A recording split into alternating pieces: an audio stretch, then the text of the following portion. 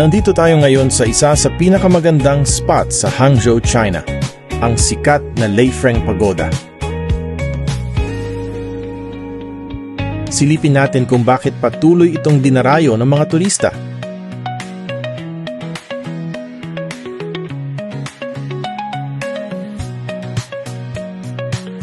Alam nyo ba na orihinal itong itinayo noong 975 AD?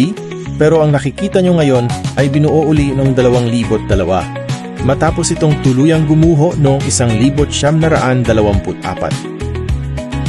Kakaiba ang dahilan ng pagguho nito noon. Ninakaw kasi ng mga lokal ang mga ladrilyo o bricks dahil akala nila ay may dalang swerte at proteksyon. Ngayon, modernized na ito. May elevators at escalators na sa loob. Sa halagang 40 RMB lang o nasa 300 piso, pwedeng-pwede ka nang pumasok. Bukas sila mula alas 8 ng umaga hanggang alas 8 ng gabi. Kaya perfect talaga para sa sunset view.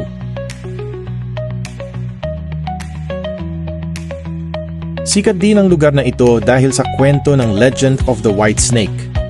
Isang sikat na alamat ng pag-ibig dito sa China.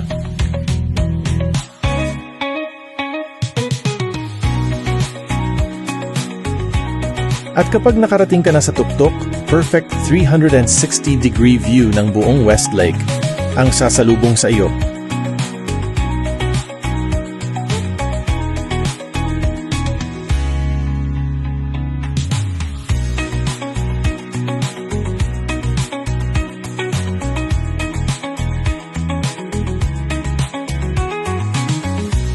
Kung magta-travel kayo sa China, siguraduhin isama nyo ito sa inyong bucket list.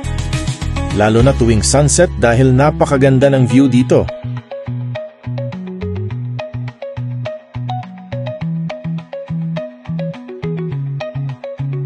Don't forget to like and subscribe para sa mas marami pang travel adventures.